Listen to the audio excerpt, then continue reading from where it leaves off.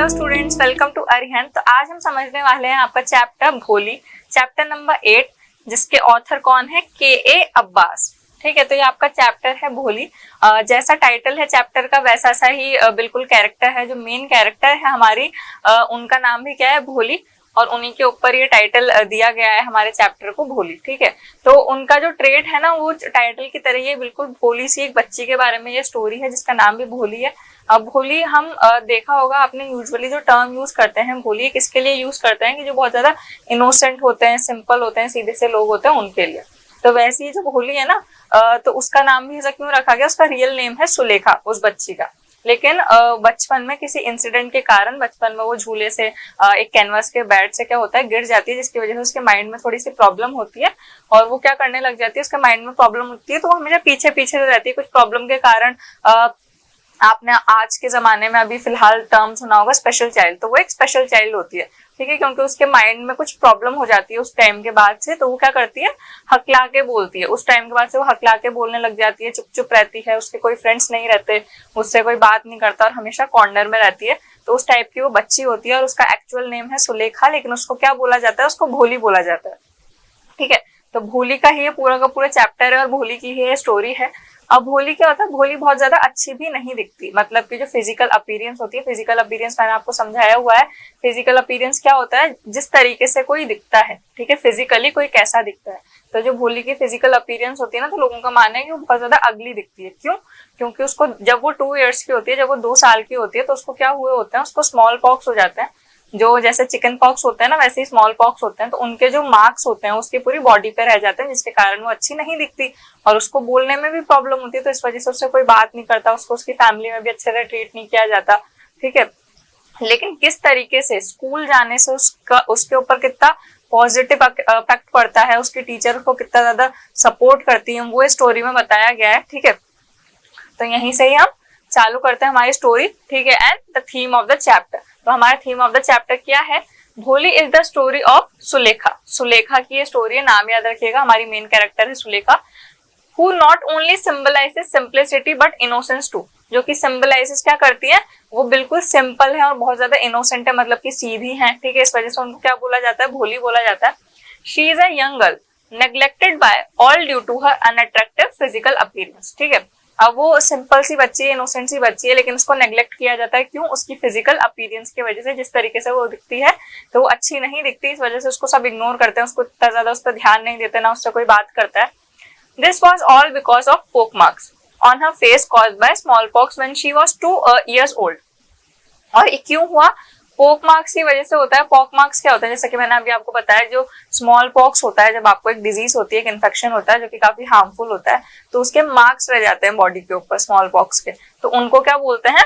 पोक मार्क्स बोलते हैं। तो उनकी वजह से वो अच्छी नहीं दिखती, जो मार्क्स होते हैं उनकी वजह से वो अच्छी नहीं दिखती। ठीक है, और वो कब हुए होते हैं उसको स्मॉल पॉक्स? जब वो 2 साल की होती है।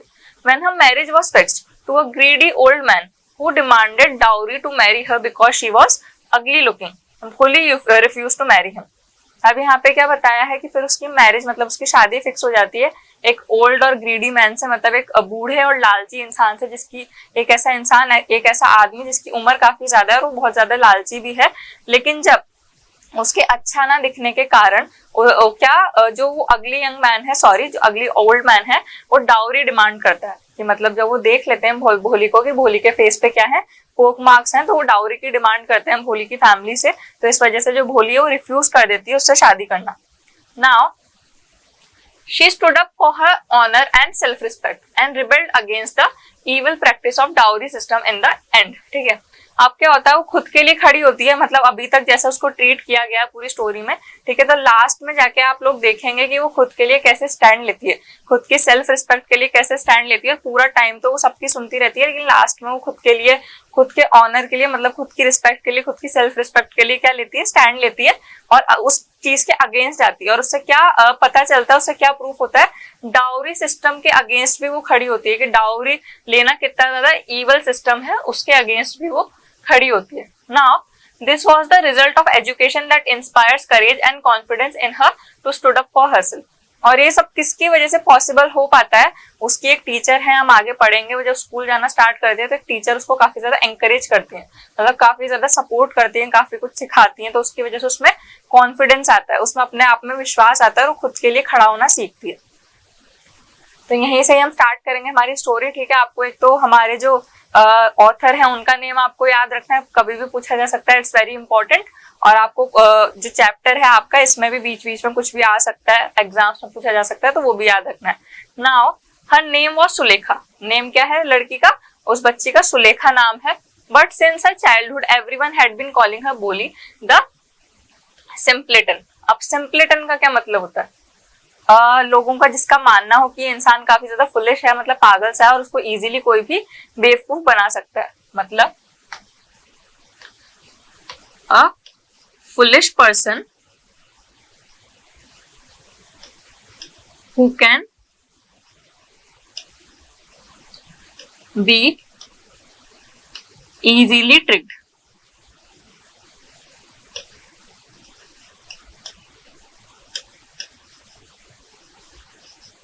जिसको कोई अपने विश्वास में बहुत आसानी से ले ले, एकदम सीधा सा और पागल सा इंसान, उसको क्या कहते हैं? सिंपलेटन। तो ठीक है, तो उसका एक्चुअल नेम क्या है बच्ची का? उसका नाम सुलेखा है, लेकिन उसको बचपन से सब भोली बोलते हैं। क्यों? क्योंकि वो काफी ज्यादा सिंपलेटन है, सबका ये मानना है कि वो सिंपलेटन है। She was the 4th daughter of numberdar Ramlal. अब वो उसके आपको फादर का नाम याद रखना, उसके फादर का क्या नाम है? रामलाल है, जो कि क्या है? एक नंबरदार है। नंबरदार कौन होते हैं? ऑफिशियल होते हैं जो कि रेवेन्यू कलेक्ट करते हैं, उनको क्या बोला जाता है? नंबरदार। तो वो उनकी बेटी है भोली, और वो 4th डॉटर है, मतलब उससे पहले भी 3 डॉटर्स हैं उनकी रामलाल की, और वो 4th डॉटर है। When she was 10 months old, she had fallen off from the cot। Cot क्या होता है?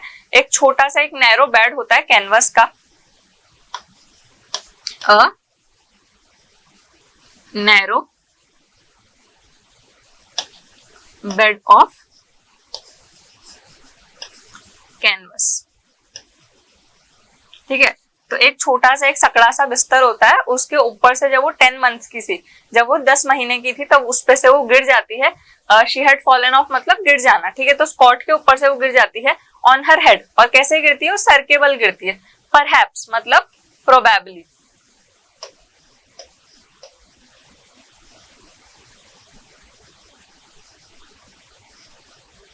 ठीक है। Probably it had damaged some part of a brain, ठीक है। और इसकी वजह से अब आप खुद सोच के देखिए, कितना छोटा सा 10 महीने का बच्चा है, अगर इतना जोर से वो गिरेगा, इतनी नाजुक कंडीशन में वो किसी बेड के ऊपर से गिर जाएगा, वो भी सर के बल, तो उसका जो सर है, ब्रेन है, कितना नाजुक है, तो कितनी जल्दी वो डैमेज हो सकता है। तो उसकी वजह से हो सकता है, बताया गया है यहाँ पे कि कुछ पार्ट उसके ब्रेन का क्या हो गया था? डैमेज हो गया था जब वो गिरी थी। That was why she remained a backward child। और इस वजह से वो हमेशा पीछे पीछे रही है।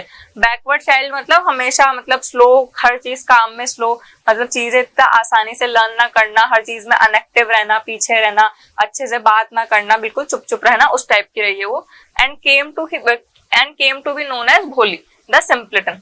और इस वजह से उसका जो नाम पड़ गया बचपन से, वो क्या पड़ गया? भोली द सिंपलेटन। आया समझ में? Now at birth the child was very fair and pretty, ठीक है। अब जब वो पैदा हुई थी, जब वो बच्ची थी भोली, ठीक है, तब वो कैसी थी? बहुत ज्यादा प्रिटी थी, बहुत ज्यादा गोरा उसका कलर था, ठीक है। फेयर मतलब काफी फेयर उसका कलर था, क्लियर कलर था उसका, क्लियर स्किन थी, और काफी ज्यादा प्रिटी, बहुत ज्यादा ब्यूटीफुल थी, ठीक है। But when she was 2 year old she had an attack of small pox. लेकिन जब वो 2 साल की थी तो उसको क्या हो गए? उसको अटैक पड़ा, मतलब अटैक पड़ने का मतलब उसको सडनली किस चीज ने अटैक करा उसकी बॉडी को? स्मॉल पॉक्स ने, उसको हो गए small pox. Now only the eyes were saved, ठीक है। और केवल उसकी जो आईज थी ना वो बच पाई थी, और इतने ज्यादा सीवियर, मतलब इतने ज्यादा सीरियस उसको स्मॉल पॉक्स हुए थे, तो केवल उसकी आईज बच पाई थी। Then but the entire body was permanently disfigured by deep black pock marks. लेकिन जो पूरी की पूरी बॉडी थी ना, डिसफिगर होना मतलब पूरी की पूरी बॉडी उसकी बिगड़ गई थी। किस चीज की वजह से? जो पॉक मार्क्स थे, मतलब जो स्मॉल पॉक्स के जो मार्क्स उसकी बॉडी पे रह गए थे ना, उनकी वजह से। Little Sulekha could not speak till she was 5। और जो लिटिल सुलेखा है वो कौन है? लिटिल सुलेखा से क्या मतलब है? जो भोली है, जब तक वो 5 साल की नहीं हो गई तब तक वो बोल नहीं पाती थी ठीक से। Now and when at last she learn to speak she stammered. Stammered का मतलब क्या होता है? स्टटर्ड।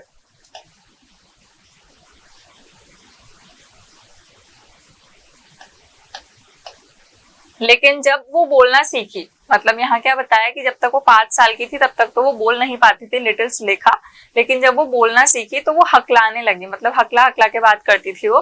The other children often made fun of her and mimicked her, mimicked करना मतलब नकल उतारना, ठीक है। तो जो बाकी के बच्चे थे तो उसकी क्या करते थे, बहुत ज्यादा नकल उतारते थे और उस पर हंसते थे, उसका मजाक उड़ाते थे जिस तरीके से वो बोलती थी उस पर। As a result she talked very little, और इस चीज का क्या रिजल्ट हुआ, जब आप देखिए कोई बच्चा इतना छोटा सा है और इस कंडीशन में अगर वो अच्छे से नहीं बोल पा रहा, अच्छा नहीं दिख रहा, उसके कोई मजाक उड़ाएगा ना तो वो बहुत चुप चुप सा हो जाएगा, ठीक है, उसको काफी ज्यादा बुरा लगेगा। तो वैसे ही हुआ सुलेखा के साथ भी, वैसे ही हुआ भोली के साथ भी, कि जब वो 5 साल की थी उसके बाद वो बोलना सीखी तो वो हकला के बोलती थी, लेकिन लोग उसकी मिमिक्री बनाते थे, मतलब उसका मजाक उड़ाते थे, उसकी नकल उतारते थे, तो इस वजह से वो फिर कम बोलने लगी, बहुत ज्यादा कम वो बोलती थी, मतलब वो बहुत ज्यादा अंडर कॉन्फिडेंस हो गई। रामलाल हैड 7 चिल्ड्रन, जो रामलाल है मतलब जो भोली के पापा हैं, उनके कितने टोटल 7 चिल्ड्रन हैं। ये आपसे पूछा जा सकता है एग्जाम में एज अ 1 मार्कर, ठीक है। How many children did Ramlal had, तो रामलाल के कितने चिल्ड्रन थे, Ramlal had 7 children. Now 3 sons and 4 daughters, उनके 3 बेटे थे, 3 सन्स और 4 डॉटर्स, और 4 बेटियां थी। Now and the youngest of them was भोली, और जो सबसे छोटी थी उनकी जो 4 डॉटर थी उसमें जो सबसे छोटी थी वो कौन थी, भोली। इसलिए हमें स्टार्टिंग में बताया गया है कि रामलाल की वो 4th डॉटर थी, क्योंकि भोली से पहले 3 डॉटर्स उनकी और थी जो कि भोली की एल्डर सिस्टर्स थी। Now it was a prosperous farmers house hold. Prosperous क्या होता है, मतलब कि वेल्दी, अच्छा खासा हाउस होल्ड था उनका, मतलब खाने पीने की, ग्रेन्स की, किसी चीज की कोई कमी नहीं थी, एक अच्छा खासा प्रॉस्पेरस घर था, एक अच्छी खासी लिविंग थी उसकी, फार्मर हाउस होल्ड था वो। And there was plenty of eat to drink, मतलब प्लेंटी ऑफ मतलब इनफ, मैंने बताया ना आपको कि खाने पीने की कोई कमी नहीं थी, अच्छा खासा प्रॉस्पेरस मतलब वेल्दी रिच फार्मर का वो घर था, और खाने पीने की कहीं से कहीं तक कोई कमी नहीं थी। ऑल द चिल्ड्रन एक्सेप्ट भोली वर हेल्दी एंड स्ट्रॉन्ग, और भोली को छोड़ के सारे के सारे जितने भी बच्चे थे घर के वो स्ट्रॉन्ग थे और काफी ज्यादा हेल्दी थे। The sons had seen to send the sons had been sent to the city to study in schools and later in colleges, और जो सन थे मतलब जो कि बेटे थे, बेटियों को तो नहीं, क्योंकि बेटियों की तो शादी करवानी है। बहुत पहले का उनका नैरो माइंडनेस चलती थी, बहुत पहले का विलेज है, तो वहां का जो थिंकिंग थी वो भी कैसी थी, काफी बैकवर्ड थी। तो उन्होंने क्या करा कि सारे बेटों को सिटी में भेज दिया था पढ़ने के लिए, अच्छी खासी वेल्दी फैमिली थी, और उनको स्कूल के बाद में कॉलेजेस भी भेज दिया गया था पढ़ने के लिए। Of the daughters Radha the eldest had already been married, और जो डॉटर्स थी, जो उनकी बेटियां थी, तो सबसे ज्यादा ओल्ड कौन थी, सबसे ज्यादा बड़ी कौन थी, राधा, जिनकी शादी हो चुकी थी। Now the second daughter Mangla's marriage had also been settled, और जो सेकंड डॉटर थी उनका क्या नाम था, मांगला। ये आपको नेम याद रखने हैं। जो एल्डेस्ट डॉटर थी किनकी, रामलाल की, उनका क्या नाम था, Radha, and the second daughter was मांगला। तो मांगला की भी शादी सेटल होना मतलब फिक्स हो चुकी थी। And when that was done Ramlal would think of the third, Champa, और जब वो सेटल हो चुकी थी, मतलब जब मंगला की शादी फिक्स होने के बाद में, जब उनकी शादी होती, उसके बाद में रामलाल किन के लिए सोचना स्टार्ट कर देते, चंपा, जो कि कौन है, थर्ड डॉटर है। They were good looking healthy girls and it was not difficult to find bridegroom for them. Bridegroom कौन होता है, हम बोलते हैं ना दुल्हा, जिससे शादी होने वाली होती है लड़की की, उनको बोला जाता है ब्राइडग्रूम। तो वो ऐसा बोला गया है यहाँ पे कि जो डॉटर्स हैं सारी की सारी भोली को छोड़ के काफी गुड लुकिंग है, मतलब प्रिटी हैं, अच्छी दिखती हैं और हेल्दी हैं, तो उनके लिए ब्राइडग्रूम ढूंढना ज्यादा डिफिकल्ट काम नहीं था, ज्यादा मुश्किल काम नहीं था। Now but Ramlal was worried about Bholi, she had neither good looks nor intelligence. लेकिन रामलाल को किसकी टेंशन थी, ऑब्वियस सी बात है, रामलाल को भोली की काफी ज्यादा टेंशन थी। क्यों, क्योंकि भोली गुड लुकिंग भी नहीं थी, मतलब अच्छी भी नहीं दिखती थी, और ना ही वो इंटेलिजेंट थी, ना ही उनमें समझ थी किसी चीज की, ना ही वो इंटेलिजेंट थी। नाउ भोली वॉज 7 years old when मांगला वॉज मैरिड, ठीक है, जब 7 साल की थी भोली तब तक मांगला की शादी हो चुकी थी। भोली केवल 7 साल की थी और मांगला की शादी हो चुकी थी। Now the same year a primary school for girls was open in their village, ठीक है, और उसी साल सेम ईयर एक प्राइमरी स्कूल खोला गया विलेज में, मतलब उस गांव में एक प्राइमरी स्कूल, मतलब छोटा सा स्कूल होता है जो प्राइमरी क्लासेस होती हैं तब तक का स्कूल खोला गया वहां की केवल गर्ल्स के लिए, वहां की केवल बच्चियों के लिए। द तहसीलदार तहसीलदार कौन होता है? तहसीलदार होता है इनकम टैक्स ऑफिसर आप बोल सकते हैं, ठीक है। Sahib came to perform its opening ceremony. अब जो तहसीलदार हैं वो आते हैं ओपनिंग सेरेमनी के लिए, मतलब उस स्कूल की जो ओपनिंग सेरेमनी होती है ना, जो उद्घाटन होता है, उस सेरेमनी के लिए आते हैं tehsildar sahib. Now he said to Ramlal, as a revenue official, ठीक है, you are the representative of the government in the village and so you must set an example to the villagers, you must send your daughters to the school।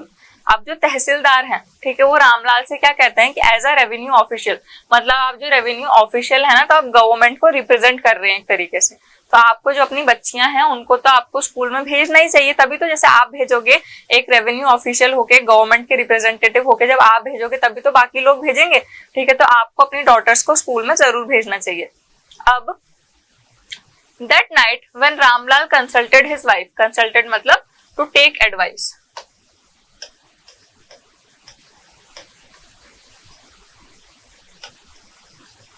to take advice। फिर घर जाके जो रामलाल है ना, पूरी story में देखेंगे कि वो अपनी वाइफ से एक बार जरूर पूछते हैं, हर चीज के लिए एडवाइस लेते हैं। तो रामलाल और उनकी वाइफ कौन हो गई? भोली की मदर हो गई ऑब्वियसली। तो अब जो रामलाल हैं वो जाते हैं और भोली की मदर से, मतलब अपनी वाइफ से कंसल्ट करते हैं, पूछते हैं। she cried, ठीक है, are you crazy? If girls go to school, who will you marry them? Sorry, who will marry them? Now, अब वो जाती हैं, ठीक है, और वो बोलती हैं जोर से चिल्ला के कि आप पागल हो गए हो क्या? Are you crazy? अगर बच्चों को स्कूल भेज देंगे तो फिर उनसे शादी कौन करेगा? अब यहाँ पे हमें जो नैरो माइंडनेस है और जो बैकवर्डनेस है ना उस जगह की और इतने पुराने टाइम की, वो पता चलती है उस विलेज की, ठीक है, कि उनका मदर है ना वो भी सपोर्टिव नहीं है, वो भी यही बोल रही हैं कि अगर बच्चे स्कूल चली जाएंगी तो उनको उनसे शादी कौन करेगा। But Ramlal had not the courage to disobey, मतलब to refuse to obey।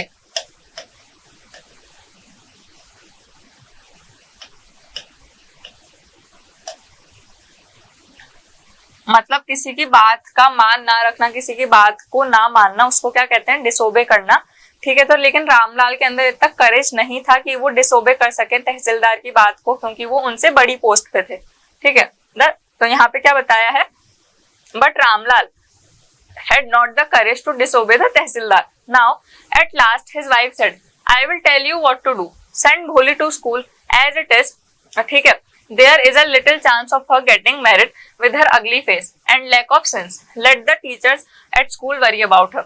फिर लास्ट में उनकी जो वाइफ है इनकी, रामलाल की, वो कहती है कि मैं तुम्हें बताऊंगी कि तुम्हें क्या करना है, तुम्हें भोली को भेज देना चाहिए स्कूल, कि भोली को तुम स्कूल भेज दो क्योंकि वो गुड लुकिंग नहीं है, तो उसके शादी होने के चांसेस तो बहुत ज्यादा कम है वैसे ही, और ना उसमें बिल्कुल भी दिमाग है, ना वो इंटेलिजेंट है, तो स्कूल वाले ही देखेंगे कि उसके साथ क्या करना है, मतलब स्कूल वाले ही उसकी चिंता करेंगे।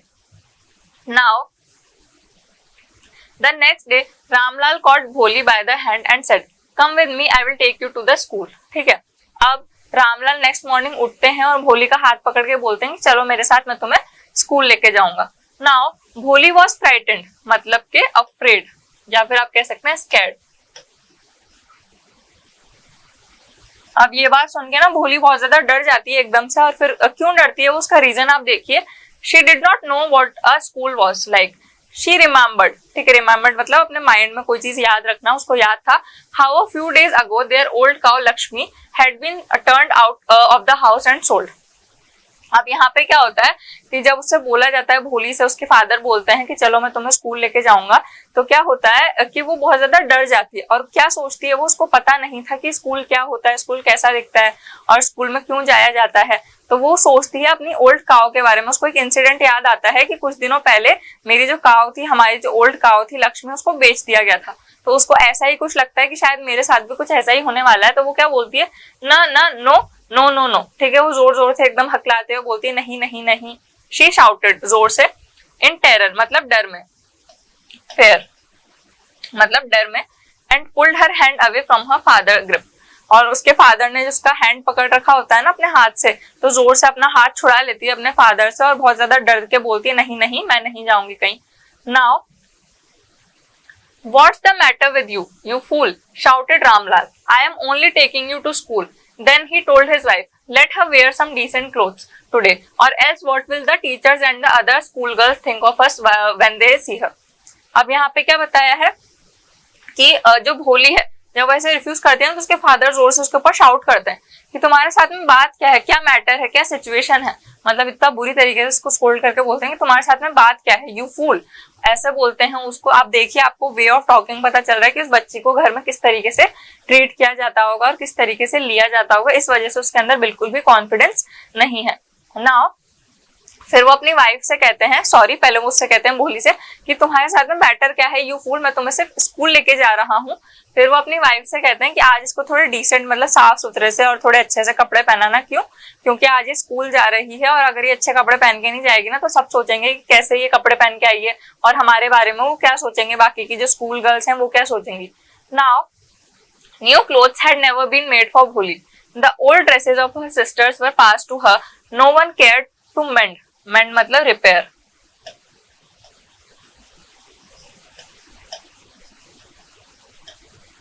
repair or wash her clothes. But today she was lucky to receive a clean dress which had shrunk after many washing and no longer fitted. Shrunk मतलब to get tight. ठीक है. After many washing and no longer fitted Champa. She was even bath and oil was rubbed in her dry and matted her hair. Now यहाँ पे क्या बताया गया है कि जो भोली है ना उसको कभी भी उसके लिए नए कपड़े आए ही नहीं। क्यों? क्योंकि उसकी जो तीनों बड़ी बहनें थी उनके ही पुराने कपड़े उसके लिए आ जाते थे। जब वो पहन के छोड़ देती थी उनको तब वो भोली पहनती थी, या फिर वो बड़ी हो जाती थी तो उनके जो छोटे कपड़े होते थे सारे के सारे कौन रिसीव करता था, मतलब किसको मिलते थे, भोली को मिलते थे। लेकिन इस बार वो लक्की थी, और हाँ उसके जो कपड़े थे ना उनको ना ही कभी साफ किया गया, ना ही धोया गया और ना ही रिपेयर किया गया, मतलब फटने के बाद ना सिया गया। मतलब इस तरीके से ही वो कपड़े पहन के उसने पूरा अभी तक का टाइम निकाला था। अब वो इस बार लकी है, क्यों? क्योंकि वो स्कूल जा रही है तो उसको एक चंपा की पुरानी ड्रेस मिलती है जो कि उसको फिट नहीं होती, मतलब जो कि अब चंपा को नहीं आती, चंपा पहन नहीं पाती, और वो काफी ज्यादा धुलने के बाद में वो ड्रेस कैसी हो जाती है, टाइट हो जाती है, श्रंक हो जाती है। श्रंक होना मतलब टाइट होना, ठीक है। तो वो अच्छे से फिट हो जाती है भोली को और उसको क्लीन ड्रेस मिलती है। पहली बार उसके साथ ऐसा होता है और वो अच्छे से उसको नहलाया जाता है, ठीक है। उसके बालों पे तेल लगाया जाता है और अच्छे से उसकी चोटी करी जाती है, ठीक है। And only then did she begin to believe that she was being taken to a place better than her home, ठीक है। Oil was rubbed into her dry and matted hair, ठीक है। अब क्या होता है कि फिर ये सब होने के बाद ही उसको बिलीव होता है कि वो किसी अच्छी जगह पे ले जाई जा रही है और वो जगह इतनी अच्छी है, उसके घर से भी ज्यादा बेटर है वो जगह, उसके घर से भी ज्यादा वो अच्छी जगह है। और उसको फाइनली इस बात पे विश्वास हो जाता है, बिलीव हो जाता है कि इसको कहीं ऐसी गलत जगह नहीं ले जाया जा रहा जहां से वो वापस नहीं आ पाएगी, उसको कोई अच्छी जगह ही लेके जाया जा रहा है। Now when they reached the school the children were already in their classrooms. Ramlal handed over his daughter to the headmistress. अब जो हेडमिस्ट्रेस होती है मतलब जो टीचर है वहां की स्कूल की, अब क्या होता है पहले से ही वहां पे सारी की सारी स्कूल गर्ल्स होती हैं। स्कूल गर्ल्स क्यों? उस क्लासरूम में स्कूल गर्ल इसलिए होती है क्योंकि वो गर्ल्स का ही स्कूल होता है, गर्ल्स स्कूल होता है। तो क्लासरूम में सारे के सारे चिल्ड्रन होते हैं, मतलब सारी की सारी गर्ल्स होती हैं। और रामलाल जाके भोली को थमा देते हैं, पकड़ा देते हैं, किनको? हेडमिस्ट्रेस को। Now left alone the poor girl looked about her with fear laden eyes. अब यहाँ पे क्या बताया कि डर भरी आंखों से जब अकेला उसको छोड़ के चला गया, मतलब अकेला उसको छोड़ के जाया गया, उसके फादर उसको अकेला थमा के चले गए टीचर को, और वो बहुत डर गई। तो वो बिल्कुल अपनी डर भरी आंखों से देख रही थी सबको। Now there were several rooms and in each room girls like her squatted on mats. और वहां पे क्लासरूम्स तो काफी सारे होते हैं, तो जैसा वो क्लासरूम है ना जिसमें भोली है, वैसे ही वहां पे काफी सारे क्लासरूम हैं और हर रूम में एक नीचे मैट बिछी हुई है, मतलब एक चटाई बिछी हुई है, और सारे के सारे स्क्वेटेड मतलब आलती पालती मार के सारी की सारी जो बच्चे हैं ना लेग्स फोल्ड करके वहां पे बैठी हुई है। एंड रीडिंग फ्रॉम बुक्स और राइटिंग ऑन स्लेट्स, और वो रीड कर रही है बुक से या फिर जो उनकी स्लेट होती है ना उसके ऊपर लिख रही हैं।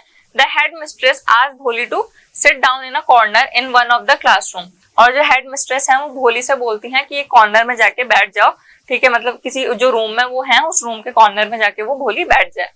Now Polly did not know what exactly a school was like and what happened there, but she was glad to find so many girls, almost of her own age, present there. She hoped that one of these girls might become her friend. ठीक है, अब भोली क्या बहुत ज्यादा glad मतलब बहुत ज्यादा खुश हो जाती है। ग्लैड मतलब हैप्पी। काफी खुश हो जाती है वहां पे इतने सारे अपने एज के बच्चों को देख के, इतनी सारी अपने एज की लड़कियों को देख के, बच्चियों को देख के वो बहुत खुश होती है और वो सोचती है कि इतने सारे यहाँ पे बच्चे हैं तो कोई ना कोई तो मेरा फ्रेंड बन ही जाएगा इनमें से, ठीक है। Now the lady teacher who was in the class was saying something to the girls but Bholi could understand nothing, ठीक है। अब जो लेडी टीचर हैं, वहां की जो क्लास की लेडी टीचर हैं, वो सब बच्चियों से कुछ ना कुछ कहती हैं, कुछ ना कुछ बोलती हैं, लेकिन भोली को कुछ भी समझ में नहीं आता। Now she looked at the pictures on the wall, the colours fascinated her, fascinated मतलब अट्रैक्टेड।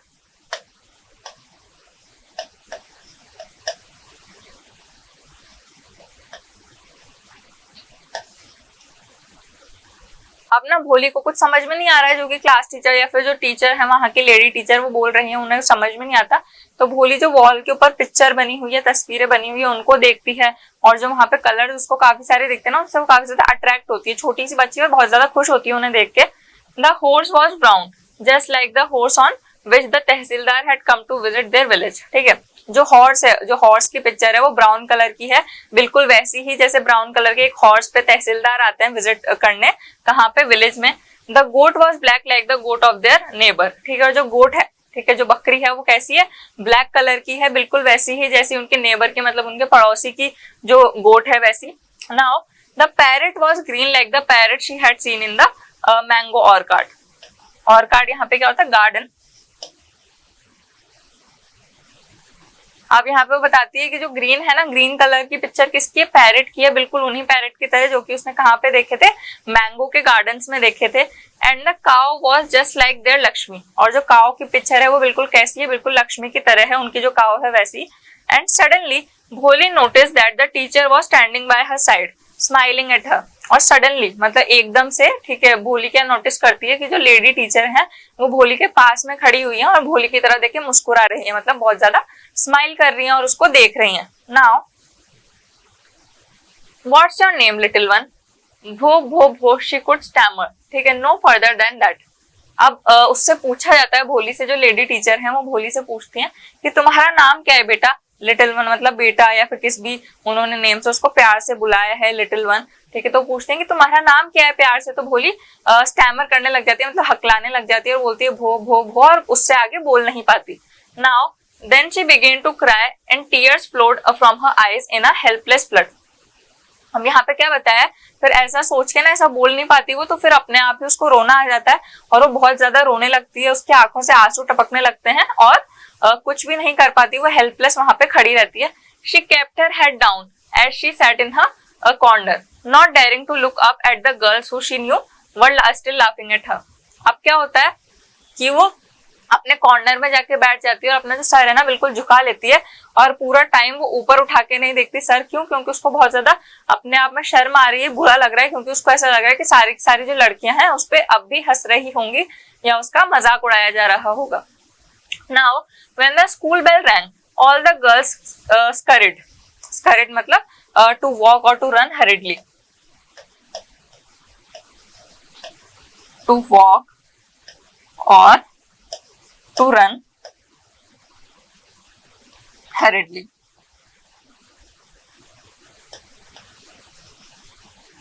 अब जैसे ही स्कूल की जो बेल होती है ना, जब वो घंटी बजती है स्कूल की, तब सारी की सारी बच्चियां बाहर भागती हैं, एकदम रश करती हैं बाहर, out of the classrooms, classroom से बाहर वो जाती हैं।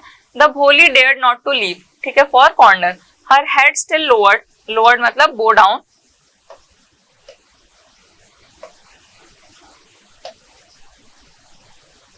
ठीक है।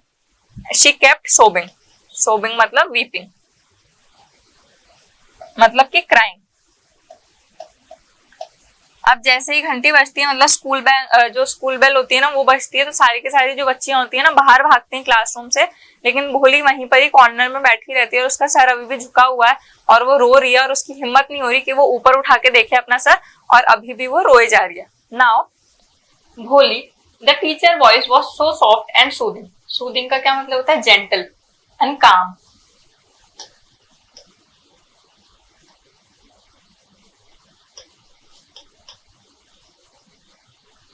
काफी ज्यादा ना जेंटल सी उनकी वॉइस थी। जो टीचर हैं उन्होंने क्या बोला, भोली, और काफी जेंटल और एकदम शांत सी उनकी आवाज थी। मतलब उन्होंने बिल्कुल गुस्से में नहीं बोला, बिल्कुल नॉर्मल उनकी आवाज थी। Now in all her life she had never been called like that, it touched her heart.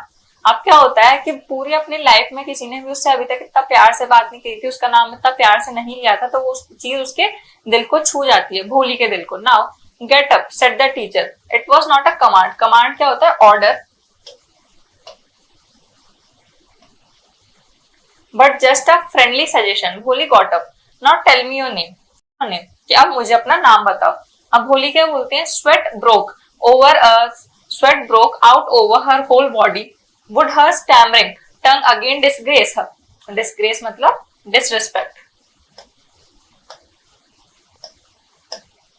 तो अब क्या होता है, पूरी बॉडी से उसके एकदम नर्वसनेस आ जाती है। यहाँ पे स्वेट ओवर मतलब पसीना पसीना हो जाती है उसकी पूरी बॉडी। और उसके बाद में क्या बोला जाता है कि उसको ऐसा लगता है कि वो वापस से अगर बोल नहीं पाएगी, वापस से अगर वो हकलाएगी तो कहीं उसकी जो ये स्टैमरिंग है, कहीं उसकी जो हकलाने की आदत है, कहीं वापस से इसको डिसरिस्पेक्ट ना करवा दे, वापस से इसका अपमान ना करवा दे।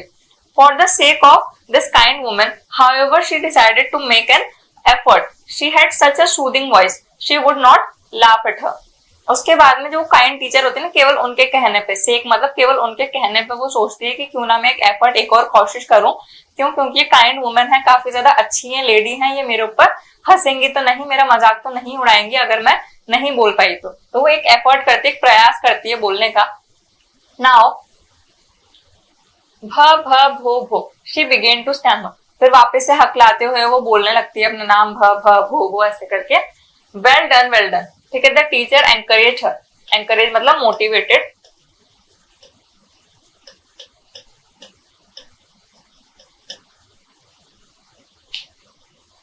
तो अब जो टीचर है ना, वो मोटिवेट करते हुए भोली से कहती है कि वेरी गुड, अच्छे से और बोलो, अच्छे से बोलो, ठीक है। अपना फुल नेम बताओ, कम ऑन नाउ अपना फुल नेम बताओ, द फुल नेम।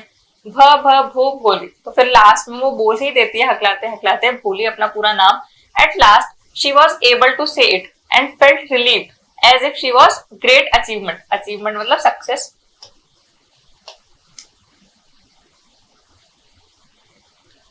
फिर फाइनली जब भोली अपना नाम बोल देती है ना, तो उसको अपने आप में बहुत रिलीफ मतलब बहुत रिलैक्स्ड फील होता है, ठीक है। रिलीफ मतलब relaxed.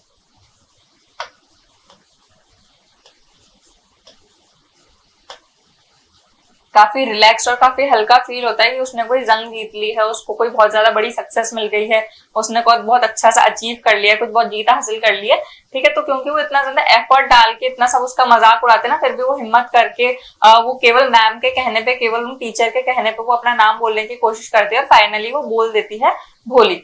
Then well done, the teacher patted her affectionately. Patted का मतलब to tap gently,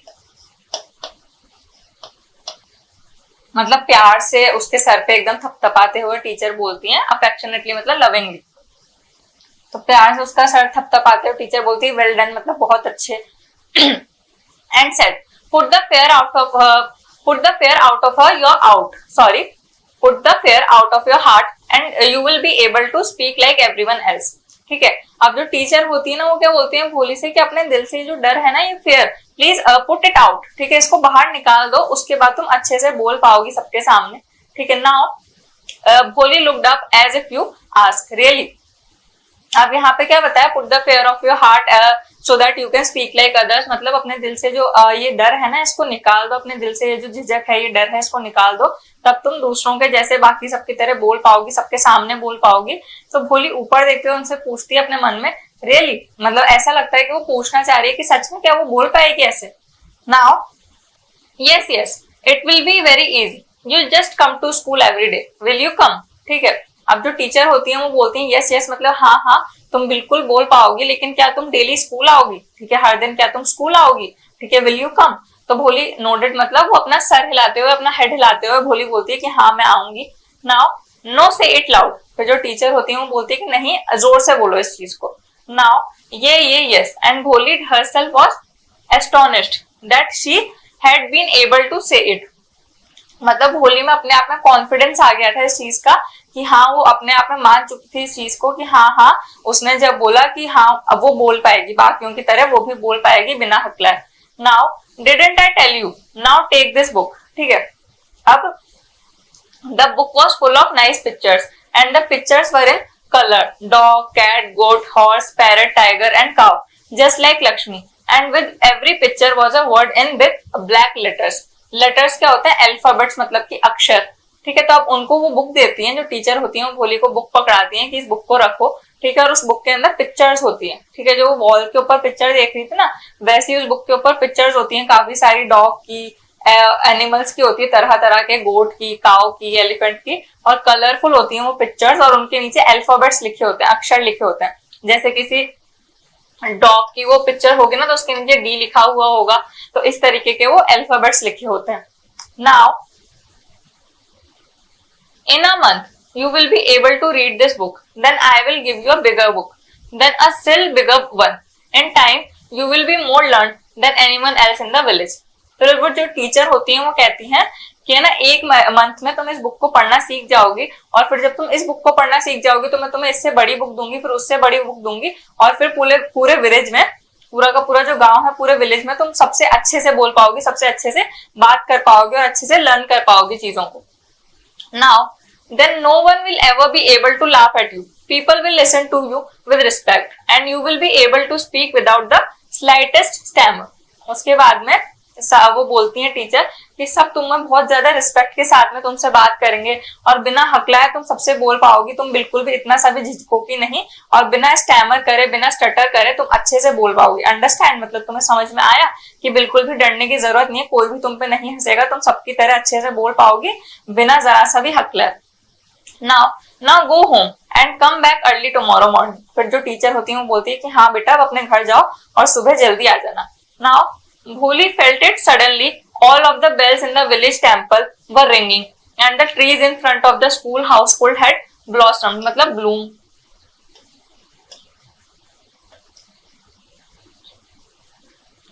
Into big red flowers. ठीक है। Her heart was throbbing with a new hope and a new life. Throbbing मतलब beating, मतलब धड़कना ऐसे। तो होता क्या है कि जब भोली जा रही होती है ना, उसे टीचर ये बात कहती है, तो भोली को क्या बहुत ज्यादा खुशी सी होने लगती है, और एकदम से उसको ऐसा फील होता है कि जो मंदिर है ना, टेम्पल की जो घंटियां सारी की सारी वो बज रही हैं, बेल रिंग कर रही है, और जो ट्रीज है ना वो काफी ज्यादा रेड रेड से हो रहे हैं, बड़े बड़े से हो रहे हैं, ब्लूम कर रहे हैं, मतलब एकदम से खिल रहे हैं, उनमें से बड़े बड़े से रेड कलर के फ्लावर्स, और उसका जो दिल है ना वो भी बहुत ज्यादा खुश हो जाता है। उसके अंदर एक होप आती है, वो आता है, बहुत ज्यादा कॉन्फिडेंस आता है, एक होप आती है कि नई लाइफ उसको, एक जैसे उसकी लाइफ है ना उससे अच्छी एक उसको न्यू लाइफ मिल पाएगी, जब वो बोलना अच्छे से सीखेगी और काफी सारी नई चीजें जो उसको टीचर ने प्रॉमिस करी है वो आगे सीखेगी। Now thus the year passed. The village became a small town. The little primary school became a high school. There were now a cinema under a tin shed and a cotton ginning. Cotton ginning mill क्या होती है कि एक मिल होती है जिसमें से क्या होता है, जो कॉटन के सीड्स होते हैं ना, उनमें से रुई को अलग किया जाता है, कॉटन को अलग किया जाता है। The mail train began to stop at the railway station. तब होता क्या है कि साल बीतते जाते हैं, साल बीतने के बाद में क्या होता है, जो स्कूल होता है ना, जो विलेज होता है, एक छोटा सा टाउन बन जाता है, मतलब डेवलप हो जाता है टाउन के साथ में, और जो प्राइमरी स्कूल होता है वो अब हाई स्कूल बन जाता है, मतलब और ज्यादा आगे की क्लासेस वहां पे पढ़ाई जाने लग जाती हैं। Now there were now a cinema. एक सिनेमा होता है वहां पे, सिनेमा आपको पता है ना, मूवी हॉल होता है टिन के नीचे, और एक कॉटन गिनिंग की मिल होती है वहां पे। The mail train began to stop at the railway station. और जो मेल ट्रेन होती है उनके रेलवे स्टेशन पे रुकने लग जाती है। One night after dinner Ramlal said to his wife, then shall I accept Bishambar's proposal. Proposal क्या होता है? ऑफर। तब होता क्या है कि एक रात को डिनर के टाइम पे जो रामलाल है वो अपनी वाइफ से बात कर रहे होते हैं, और वो पूछते हैं उनसे कि क्या मुझे विशंबर का जो प्रपोजल है, जो ऑफर है, वो एक्सेप्ट कर लेना चाहिए। तो उनकी वाइफ क्या जवाब देती है? Yes certainly. His wife said, Bholi will be lucky to get such a well to do bridegroom, a big shop, a house of his own, and I hear several thousand rupees in deposits. Deposit मतलब in the bank, ठीक है। Moreover, he is not asking for any dowry. तब होता क्या है, जब रामलाल पूछता है डिनर के टाइम पे अपनी वाइफ से कि क्या मुझे विशंबर का प्रपोजल एक्सेप्ट कर लेना चाहिए, तो उनकी वाइफ कहती है कि यस सडनली, मतलब हाँ बिल्कुल तुम्हें एक्सेप्ट कर लेना चाहिए। क्यों? क्योंकि इतना अच्छा ग्रूम उसको बहुत मुश्किल से मिलेगा। वो काफी खुशनसीब है कि उसे इतना अच्छा ग्रूम मिल रहा है, इतना अच्छा ब्राइड ग्रूम मिल रहा है। उसकी खुद की एक बड़ी सी शॉप है, एक घर है, ठीक है। और मैंने सुना है कि काफी सारे हजारों रुपए उसके बैंक अकाउंट में है, ठीक है, एज अ सेविंग। और साथ के साथ में वो डाउरी, डाउरी क्या होती है, मतलब जो दहेज होती है ना, कि वो दहेज भी नहीं मांग रहा, वो दहेज की भी डिमांड नहीं कर रहा। तो हाँ, बिल्कुल आपको ये प्रपोजल एक्सेप्ट कर लेना चाहिए। That's right, but he is not so young, you know, almost the same age as I am, ठीक है, and as he also limps. Limps क्या होता है, चलने में प्रॉब्लम होती है, पैर में चोट लगने के कारण कुछ चलने में प्रॉब्लम होना, उसको कहते हैं लिम्स, ठीक है। Now moreover the children from his first wife are quite grown up. अब यहाँ पे क्या बताया गया है कि जो रामलाल है वो कहते हैं कि हाँ, लेकिन तुम सही कह रही हो, लेकिन जो भिसमदर्स है उसकी एज काफी ज्यादा है, वो लगभग मेरी एज का है। मतलब कि जो ब्राइड ग्रूम की बात यहाँ पे की जा रही है ना भोली के लिए, वो भोली का ब्राइड ग्रूम उसके पिताजी की, उसके फादर की उम्र का है।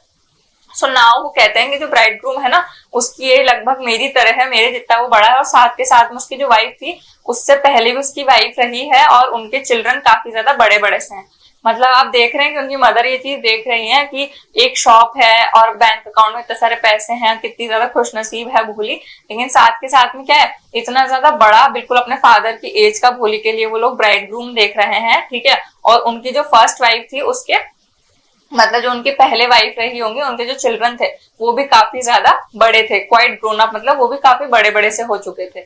Now so what does it matter? His wife replied, 45 or 50, it is no great age for a man. We are lucky that he is from another village and does not know about her pockmarks and her lack of sense. If we don't accept this proposal, she will remain unmarried all her life. तो अब यहाँ पे क्या होता है, जो उनकी wife होती है रामलाल की, वो कहती है कि तो क्या हुआ, उसकी एज कितनी होगी, जो ब्राइड ग्रूम है उसकी कितनी एज होगी, 45 होगी या फिर 40 होगी, और ये कोई ज्यादा उम्र नहीं होती आदमियों के लिए, ठीक है। और अच्छी बात यह है कि वो दूसरे गांव से, दूसरे विलेज से बिलोंग करते हैं, तो उनको भोली के जो पॉक मार्क्स हैं उनके बारे में नहीं पता, जो उसके फेस पर, पूरी बॉडी पे जो पॉक मार्क्स हैं उसके बारे में नहीं पता, और वो इंटेलिजेंट नहीं है, उसके अंदर बिल्कुल सेंस नहीं है, इस चीज के बारे में भी नहीं पता। तो ये चीज हमारे लिए अच्छी है, और अगर हम ये प्रपोजल, ये ऑफर एक्सेप्ट नहीं करते तो वो अपनी पूरी लाइफ अनमैरिड रह जाएगी, फिर कौन उससे शादी करेगा। Now, yes, but I wonder. Wonder का क्या मतलब होता है? To think. To think. What भोली will say. फिर जो रामलाल होते हैं ना, वो सोचते हैं बिल्कुल धीरे से कि हाँ, लेकिन मैं सोच रहा हूँ कि भोली क्या कहेगी इस चीज के लिए। What will that witless one say? Witless मतलब foolish. तो जो मदर होती है भोली की, वो बोलते हैं कि हाँ, वो पागल, वो फुलिश सी लड़की, वो क्या ही कहेगी, वो विटलेस क्या ही कहेगी।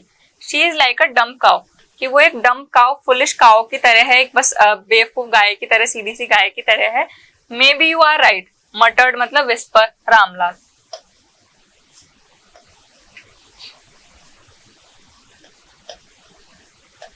तो धीरे से बोलते हुए रामलाल बोलते हैं कि हाँ, शायद तुम सही ही कह रहे हो, बिल्कुल धीरे से बोलते हैं Ramlal. Now in the other corner of the country court yard, ठीक है, कोर्ट यार्ड क्या होता है, अ ह्यूज यार्ड, एक यार्ड होता है, ठीक है, अ ह्यूज यार्ड। भोली ले अवेक ऑन हर कॉट, ठीक है, listening to her parents whispered conversation. अब होता क्या है कि भोली बाहर, जो कोर्टयार्ड होता है, जो बाहर यार्ड होता है, मतलब गार्डन सा होगा या जो भी आंगन सा होगा, वहां पे एक कॉट रखा हुआ है, किसका, भोली का, उसके ऊपर वो लेटी लेटी उनकी बातें जो धीरे धीरे वो कर रहे हैं ना, भोली सुनती रहती है। Now Bishambar Nath was a well to do grocer. Grocer मतलब जो पर्सन होता है ना, जिसकी शॉप होती है, उसको बोला जाता है ग्रोसर। तो he came with a big party of friends and relations with him for the wedding. अब जो भिशंबर नाथ है, जो कि जिससे भोली की शादी होने वाली है, जिसकी शादी की बात चल रही थी, उनका नाम क्या है, भिशंबर नाथ। तो आपसे पूछा जा सकता है, ठीक है, what was the name of Bholi's groom, ठीक है, भोलीज ब्राइड ग्रूम। तो क्या है, भिशंबर नाथ। नाउ वो क्या है, एक वेल टू डू ग्रोसर है, मतलब अच्छी खासी शॉप है, अच्छा खासा वो शॉपर है। व्हेन ही केम, ठीक है, with a big party of friends, बहुत सारे फ्रेंड्स के साथ में वो आता है, ठीक है, एंड रिलेशंस, और काफी जो रिलेशंस होते हैं, मतलब जो रिलेटिव्स होते हैं, उनके साथ में वो आता है। With him all the wedding a brass band playing, ठीक है, एक बड़ा सा जो बैंड होता है ना, बैंड बाजे के साथ में बैंड बाजा बजते हुए वो आ रहे हैं, मतलब काफी बड़ी सी बारात सी आती है। A popular tune from an Indian film headed the procession, एक कोई इंडियन फिल्म का कोई अच्छा सा गाना होगा, वेडिंग का सॉन्ग, वो बजते हुए, वो बैंड वो बजाते हुए वो बैंड आ रहा है, ठीक है, प्रोसेशन मतलब पूरी की पूरी जो बारात है ना वो साथ साथ में चल रही है, साथ साथ में सारे के सारे लोग चल रहे हैं पूरी की पूरी बारात के साथ में। Now with the bride groom, ठीक है, राइडिंग अ डेकोरेटेड हॉर्स, और जो ब्राइड ग्रूम है वो एक डेकोरेटेड मतलब सजे से एकदम घोड़े के ऊपर बैठ के आते हैं, हॉर्स के ऊपर बैठ के आते हैं। रामलाल वॉज ओवरजॉयड मतलब वेरी हैप्पी।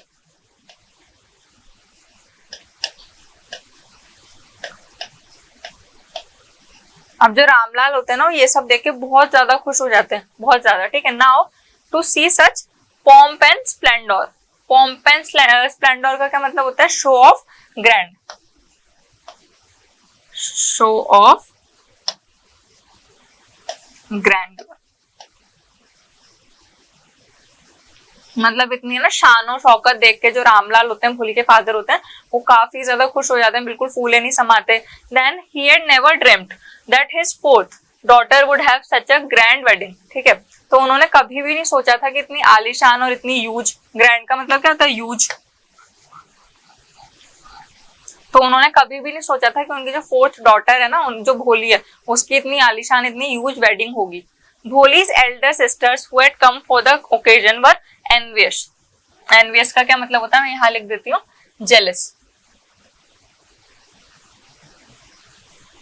तो भोली की जो बड़ी जितनी भी एल्डर सिस्टर थी जो वेडिंग अटेंड करने आई थी ना, सब काफी ज्यादा जेलस फील कर रही थी। अब आप देखिए ये सब देख के उनकी सिस्टर काफी ज्यादा जेलस फील कर रही है। उनको ये चीज नहीं दिख रही कि जो ग्रूम है उसकी एज कितनी है, कितना ज्यादा बड़ा वो इंसान है उनके फादर की एज का। उनको क्या दिख रहा है? कितनी ज्यादा डेकोरेशन और इतने शान और शौकत के साथ में वो आया है। तो सारी की सारी उनकी जो सिस्टर है भोली की एल्डर सिस्टर, वो बहुत ज्यादा जेलस हो रही है ये सब देख के। उसका जो लक है, उसकी किस्मत देख के बहुत ज्यादा जेलस हो रही है।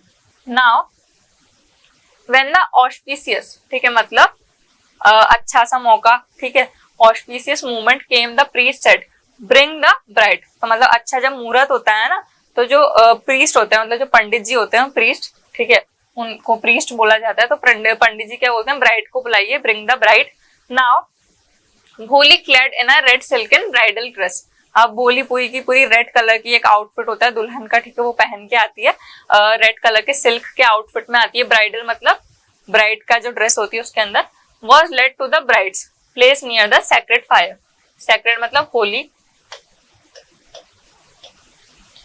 मतलब जो हवन होता है, जो फायर होती है ना उसमें सैक्रेड फायर, वहां पे हवन के पास में जहाँ पे दुल्हन बैठती है उस जगह पे, ब्राइड बैठती है उस जगह पे आके भोली को बिठाया जाता है। नाउ गार्लैंड द ब्राइड, ठीक है, गार्लैंड द ब्राइड मतलब जो माला होती है ना, कोई उनका फ्रेंड बोलता है, one of his friend prompt Bishambar Nath. Bishambar Nath का जो फ्रेंड होता है ना, कोई उनसे बोलता है कि हाँ आप अपनी ब्राइड को माला पहनाइए, ठीक है। Now the bridegroom lifted the garland of yellow marigolds, a woman slipped back the silken well. Well क्या होता है? जो घूंघट होता है ना, जो जिससे कवर होता है फेस, उसको बोलते हैं veil. From the bride's face Bishamber took a quick glance, glance मतलब लुक्ड, देखना। द गार्लैंड रिमेन्ड पोइस्ड, ठीक है, in his hands. The bride slowly pulled down the veil over her face. तो अब होता क्या है, जब बोला जाता है विशंबर नाथ से, उनके फ्रेंड बोलते हैं कि अब है ना माला पहना दीजिए। तो जब वो माला अपने हाथ में लेते हैं और अपना हाथ उठाते हैं माला पहनाने के लिए, तो पीछे से कोई एक लेडी होंगी, भोली की कोई फ्रेंड होगी, जो वेल पीछे कर देती है, घूंघट पीछे कर देती है, और जिसकी वजह से जो विशंबर नाथ होते हैं वो हल्की सी एक झलक देख लेते हैं भोली के फेस की, और उनको सारे के सारे जो पोक मार्क्स होते हैं ना वो दिख जाते हैं। उसके बाद में जो उनके हाथ में जो माला होती है ना, वो वैसी की वैसी रह जाती है, बिल्कुल वहीं पे स्टॉप हो जाती है, वो रुक जाते हैं उस माला के साथ में। The bride slowly pull down the veil, और जो भोली होती है वो धीरे से जो वेल है, अपने फेस का जो घूंघट है, वो नीचे कर लेती है। Now have you seen her, said Bishambar to the friend next to him, she has pock marks on her face, so what, you are not young either. अब क्या होता है, जो विशंबर नाथ होते हैं ना, वो अपने फ्रेंड से कहते हैं कि तुमने उसे देखा, उसके फेस पे पोक मार्क्स दिखे मुझे। तो उनका फ्रेंड उनको क्या रिप्लाई करता है, तो क्या हुआ, कि तो क्या हुआ, तुम भी तो यंग नहीं हो, तुम भी तो, तुम्हारी एज भी तो इतनी ज्यादा है। Now maybe but if I am to marry her, her father must give me 5000 rupees. अब 5000 रुपीज बहुत बड़ा अमाउंट होगा उस टाइम में, ठीक है। तो जो विशंबर नाथ है, तो आप देखिए वो कितना ज्यादा लालची, कितना ज्यादा ग्रीडी है, कि जब उसको पोक मार्क्स दिख जाते हैं तो वो क्या बोलता है कि हाँ लेकिन अगर मैं इससे शादी करूंगा ना, तो मैं इसके फादर से 5000 रुपये लूंगा, मैं 5000 रुपये लूंगा। Now Ramlal went and placed his turban, his honour, at Bishambar's feet, do not humiliate, humiliate मतलब किसी की बिल्कुल इज्जत उतार देना, बिल्कुल उसको डिसरिस्पेक्ट करना, ठीक है।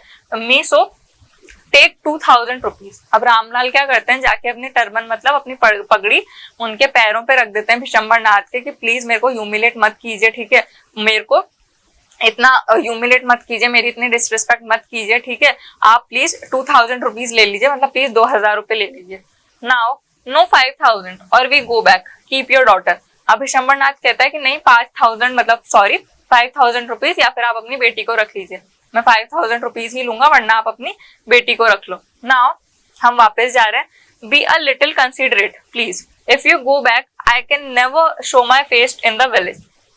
अब क्या होता है, उनसे बोला जाता है विशंबर नाथ से, उनके फादर बोलते हैं कि प्लीज आप थोड़ा देखिए तो सही, अगर आप वापस जाएंगे ना तो मैं अपने विलेज में पूरे जो गांव है उसमें कभी भी अपना फेस नहीं दिखा पाऊंगा, अपना फेस नहीं शो कर पाऊंगा। देन आउट विथ 5000, फिर वो क्या बोलते हैं कि हाँ तो 5000 रुपीज लेके आओ। कौन बोलता है, विशंबर नाथ बोलता है। नाउ टीयर स्ट्रीमिंग, स्ट्रीमिंग मतलब फ्लोइंग,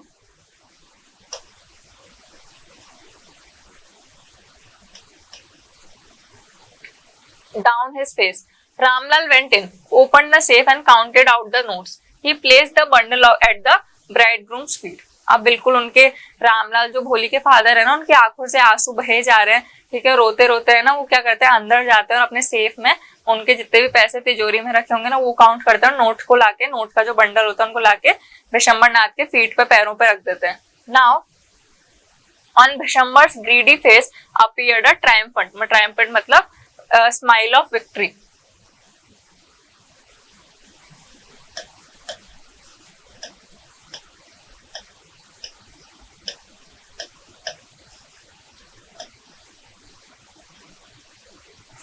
ही गैम्बल्ड, गैम्बल्ड मतलब टू बेट मनी।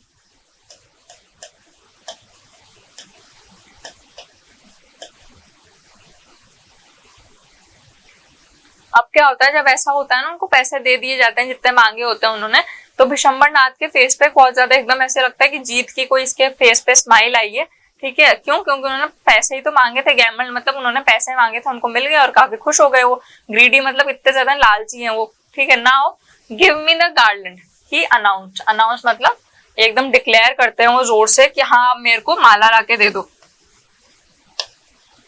ठीक है, वो अनाउंस करते हैं कि हाँ मुझे माला दो, गार्लैंड दो। Once again the veil was slipped back from the bride's face, but this time her eyes were not downcast. She was looking up, looking straight, and at her prospective husband. And in her eyes there was neither anger nor hate, only cold contempt. अब क्या होता है कि वापस से एक बार जो भोली है उसके हेड से जो वेल है, मतलब कि जो उसका घूंघट है, जो क्लॉथ है, वो स्लिप हो जाता है, और इस बार उसकी जो आंखें होती हैं वो झुकी हुई नहीं होती, वो बिल्कुल सामने, बिल्कुल सीधा अपने जो हस्बैंड है, ठीक है, ब्राइड ग्रूम है, मतलब कि उनको देख रही होती है बिल्कुल सामने आंखों में, ठीक है, और बिल्कुल गुस्सा नहीं होती, ना उसको हेट होता है उनके लिए और ना ही गुस्सा होता है, वो बिल्कुल डिसरिस्पेक्ट, कोल्ड डिसरिस्पेक्ट, बिल्कुल एकदम डिसरिस्पेक्ट के साथ में बिना किसी इज्जत के उनको देख रही होती है, मतलब कंटेम्प्ट मतलब डिसरिस्पेक्ट।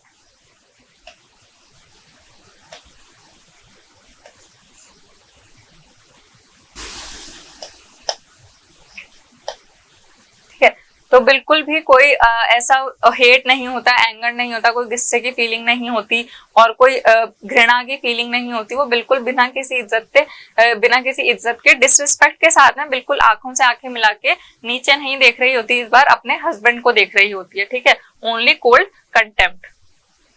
और क्यों, but once again the veil was slipped, क्यों, बिल्कुल जब वेल स्लिप हो जाता है, ठीक है, तो इस बार वो जो ऑर्डर करता है, ठीक है, इतनी बेइज्जती करने के बाद में उसके फादर की, ठीक है, वो जो ऑर्डर करते हैं, वो जो अनाउंस करते हैं, डिक्लेयर करते हैं, तो भोली वहीं पर ही खड़ी रहती है, वेल इस बार पूरी तरीके से गिर जाता है उसके हेड से, और बिल्कुल उसके इमोशंस जो होते हैं, जो एडजस्ट कर रही होती है ना, वो चीज आगे सामने आएगी आपके, तो इस बार उसको बिल्कुल भी एंगर नहीं है, कोई गुस्सा नहीं है, ठीक है, ना ही उसको कोई हेट है, बस डिसरिस्पेक्ट है, कोई इज्जत नहीं है, सामने जो खड़ा है, जो विषमनाथ है, उसकी विशंबर नाथ के लिए बिल्कुल भी उसको क्या है, डिसरिस्पेक्ट फील कर रही है वो बहुत ज्यादा। Bishambar Nath raised the garland to place it round the bride's neck, ठीक है, but before he could do so Bholi's hand struck out the streak of lightning and the garland was flung मतलब थ्रोन, ठीक है, into the fire. She got up and threw away the veil. अब होता क्या है, जैसे ही भोली उनको देख रही होती है ना, तब बिल्कुल ना नफरत होती है, ना कोई ऐसा इमोशन होता है, ना हेट्रेड होती है, ना एंगर होता है। वो बिल्कुल ऐसे देख रही होती है कि उसके मन में उसके लिए सामने वाला जो पर्सन खड़ा हुआ है विशंबरनाथ, बिल्कुल भी इज्जत नहीं होती। ठीक है, बिल्कुल ऐसे डिसअपॉइंटमेंट के साथ में बिल्कुल वो देख रही होती है। और विशंबरनाथ अपना हाथ उठाता है उनको माला पहनाने के लिए, गार्लैंड पहनाने के लिए, और एकदम से उसका हाथ उठता है भोली का, और वो ऐसे करके हाथ अपना जो माला होती है वो जाके कहाँ गिर जाती है, जो फायर जली होती है ना, जो हवन जला होता है उसके अंदर गिर जाती है। Now into the fire she got up and threw away the well. ठीक है, और वो उठ के जो अपना वेल है, जो अपना घूंघट है, उसको निकाल के वो भी फेंक देती है। नाउ वो क्या बोलती है, पिताजी said Bholi in a clear and loud voice, and her father, mother, sister, brother, relations and neighbours were startled. Startled मतलब amazed. Now to hear her speak without even the slightest stammer। अब क्या होता है, जब वो खड़ी होती है वहां से और एकदम से बोलती है पिताजी, तो सारे के सारे जितने भी वहां पे लोग होते हैं ना, सब देख के उसको बहुत एकदम शॉक हो जाते हैं, अमेज हो जाते हैं, बहुत ज्यादा बिल्कुल सरप्राइज से हो जाते हैं। क्यों? क्योंकि वो बिना हकलाए ये चीज बोलती है, बिना हकलाए एकदम कॉन्फिडेंस के साथ में वो पिताजी बोलती है, तो सब उसको देखते ही रह जाते हैं बिल्कुल। ठीक है, Pitaji take back your money, I am not going to marry this man. अब वो क्या बोलती है कि पिताजी अपने जो पैसे हैं ना वो वापस ले लीजिए, मैं इस आदमी से शादी नहीं करूंगी। Now Ramlal was thunderstruck. Thunderstruck मतलब शॉक्ड। अब जो वहां पे रामलाल थे ना, वो खड़े खड़े बिल्कुल शॉक होके वो चीज देख रहे थे, एकदम थंडरस्ट्रक थे वहां पे। The guest began to whisper, और जो गेस्ट आए हुए थे वो बातचीत करना, धीरे धीरे विस्पर करना, अपने आपस में शवो कर देते हैं, स्टार्ट कर देते हैं। सो शेमलेस, सो अगली एंड सो शेमलेस। वो क्या बोलते हैं कि कितनी ज्यादा शेमलेस है, बिल्कुल भी इसमें शर्म नहीं है, कितनी अगली है, कितनी शेमलेस है। तो जो गेस्ट होते हैं ना वहां के, उनके अंदर बातें स्टार्ट हो जाती है, उनमें बातचीत स्टार्ट हो जाती है। Bholi, are you crazy, shouted Ramlal, you want to disgrace your family. Disgrace मतलब डिसरिस्पेक्ट। अब सब ऐसे बातचीत करने लग जाते हैं। तो जो रामलाल हैं, जो भोली के फादर हैं, वो भोली से बोलते हैं कि भोली, क्या तुम पागल हो, क्या तुम क्रेजी हो, तुम अपनी फैमिली की क्या इंसल्ट करवानी है, क्या तुम अपनी फैमिली की डिसरिस्पेक्ट करानी है। Have some regard of our izzat, कि प्लीज हमारी इज्जत का कुछ ख्याल करो, प्लीज हमारी इज्जत का तो कुछ ख्याल करो। For the sake of your izzat, said Bholi, I was willing to marry this lame old man, but I will not have such a mean, greedy and contemptible coward as my husband. I won't. अब भोली क्या कहती है कि बस आपकी इज्जत के लिए, ठीक है, आपकी सेक ऑफ योर इज्जत की, केवल आपकी इज्जत की वजह से ही, आपकी इज्जत का ख्याल रख के ही मैं इस इंसान से शादी करने के लिए तैयार हो गई थी। लेकिन मैं कभी भी इस ग्रीडी मतलब इतने लालची, कंटेम्पेबल मतलब जिसके लिए उसको बिल्कुल भी कोई इज्जत नहीं हो, ठीक है, जो बिल्कुल भी इज्जत डिजर्व ही नहीं करता हो, जो इज्जत पाने के लायक ही नहीं हो, ठीक है, और कावर्ड मतलब नॉट करेजियस, ठीक है, जो कि बहुत ज्यादा कायर हो, ठीक है, इस इंसान से मैं शादी बिल्कुल भी नहीं करूंगी, कभी भी नहीं करूंगी, मतलब I won't. Now what a shameless girl, we all thought she was a harmless dumb cow. अब कोई बोलता है, किसी लेडी की, कोई ओल्ड लेडी की आवाज आती है कि कितनी लाज, मतलब कितनी ज्यादा शेमलेस, बिल्कुल भी शर्म नहीं है इसमें, कितनी शेमलेस लड़की है। हमने अभी तक सोचा था कि एक हार्मलेस मतलब बिना किसी नुकसान पहुंचा, एकदम सीधी सादी सी डम्ब सी काऊ है ये। भोली टर्न वायलेंटली मतलब वाइल्डली।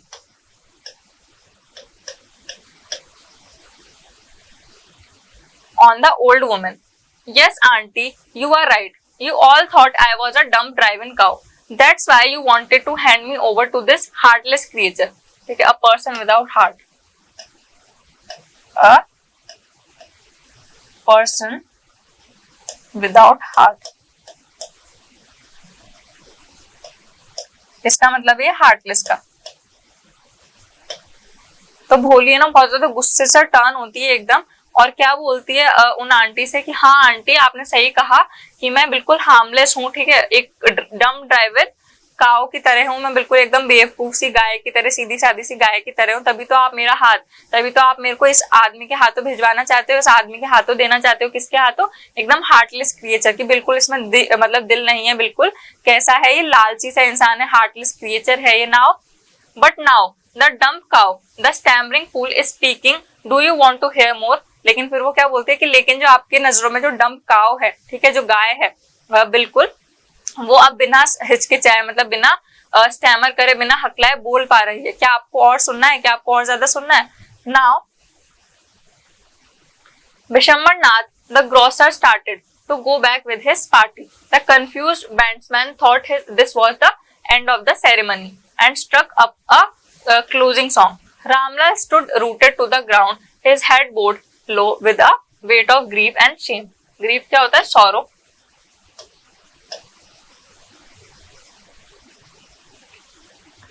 तो अब क्या होता है, विशंबरनाथ अपनी बारात के साथ में वापस जाने लगते हैं, ठीक है। और जो बैंड वाले होते हैं, जो बैंड मेंबर्स होते हैं, उनको समझ में नहीं आता कि अभी क्या चल रहा है, क्या करना चाहिए। तो जो सेरेमनी को एंड करने का वो गाना होता है, जो सॉन्ग होता है, वो प्ले करने लग जाते हैं, ठीक है। और जो रामलाल हैं वो अपनी जगह पे बिल्कुल एकदम चिपके हुए, रूटेड मतलब बिल्कुल चिपके हुए अपने ग्राउंड पे वहीं पे ही खड़े होते हैं। और बिल्कुल उनका जो सर होता है वो शर्म से और दुख से झुका हुआ होता है। Now the flames of the sacred fire slowly died down, everyone was gone, ठीक है। नाउ जो हॉली फायर मतलब जो हवन की जो आग होती है, जो जली हुई होती है, वो धीरे धीरे पूरी तरीके से बुझ जाती है और सारे के सारे जितने भी लोग वहां पे जमा होते हैं सब चले जाते हैं।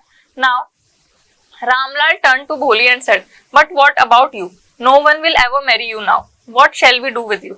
अब क्या होता है, रामलाल भोली की तरफ मुड़ते हैं और कहते हैं कि लेकिन हम तुम्हारा अब क्या करें, तुमसे कोई भी शादी नहीं करेगा, ठीक है, हमें क्या करना चाहिए। Now And Sulekha said in a voice that was calm and steady, "Don't you worry, Pitaji. In your old age, I will serve you and mother, and I will teach in the same school where I learned so much. Isn't that right, ma'am?" अब वहां पे जो ma'am होंगी भोली की, ठीक है, जिन्होंने उसको इतना कुछ सिखाया, इतना उसको एजुकेट किया, तो वो भी वहीं पर ही प्रेजेंट होंगी। तो भोली बिल्कुल नॉर्मल सी और एकदम काम सी आवाज में, जेंटल सी वॉइस में क्या कहती है कि पिताजी आप टेंशन मत कीजिए, आप बिल्कुल भी परेशान मत होइए कि मैं उसी स्कूल में पढ़ाऊंगी जहां पर मैं पढ़ी थी और वहीं पर ही मैम की तरह अर्न करूंगी, और जब आप बूढ़े हो जाएंगे आपकी ओल्ड एजेस में आपको सर्व करूंगी, मतलब आपका ध्यान रखूंगी और आपको लुक आफ्टर करूंगी, ठीक है। क्या ये चीज सही नहीं है ma'am? Now the teacher had all along stood in a corner watching the drama. Yes, Bholi, of course, she replied, and in her smiling eyes was the light of a deep satisfaction. ठीक है, satisfaction मतलब relief. That an artist feel when contemplating the completion of a masterpiece. तो अब यहाँ पे क्या बताया गया है कि जो भोली की मैम होती है वहां पे खड़ी हुई होती है और वो भोली से बोलती है कि हाँ भोली तुम बिल्कुल सही कह रही हो, और उनके फेस पे बहुत ज्यादा स्माइल होती है, उनकी जो आईज होती है ना, मतलब उनकी मुस्कुराती हुई आंखें, ठीक है, ये चीज क्लियर करती है कि हाँ उनको बहुत ज्यादा अपने आप में रिलीफ होता है कि मैं कोई चीज निखार है, कोई टीचर की जो रचना है, उनका मास्टरपीस, मतलब जो कुछ भी उन्होंने भोली को सिखाया है वो चीज कितनी निखर के आ रही है, उनकी जो उसको इतना कुछ समझाना, उसको इतने मॉरल्स देना, उसको एजुकेशन का इतना सही मीनिंग देना, सब कुछ एक मास्टरपीस की तरह कंप्लीट हो चुका है, बिल्कुल कंप्लीट होकर पूरा होकर उनके सामने है। मतलब उनकी जो फीलिंग है ना बहुत प्राउड है और बहुत ज्यादा वो खुश है उस चीज से। तो उनकी जो आईज है ना वो ये पूरी की पूरी चीजें हैं, जितना भी उनकी ये फीलिंग है ये सब कुछ क्या कर रही है, एक्सप्रेस कर रही है। यस भोली of course she replied and in her smiling eyes मतलब निखरती हुई आंखें, was the light of deep satisfaction. उनकी आंखों में किस तरीके की लाइट थी? डीप सेटिस्फेक्शन मतलब रिलीफ की, एक बहुत गहरे से रिलीफ की, एक सेटिस्फेक्शन की वो स्माइल थी। दैट एन आर्टिस्ट फील, जो आर्टिस्ट होता है वो फील करता है कंप्लीट, अपना जो मास्टरपीस होता है मतलब अपनी जो रचना होती है, बिल्कुल वैसे ही जैसे कोई आर्टिस्ट है अपनी रचना को देख के बिल्कुल सेटिस्फाइड और बिल्कुल रिलीव्ड फील करता है ना, बिल्कुल वैसे ही उनकी आईज में स्माइल है ये सब देख के।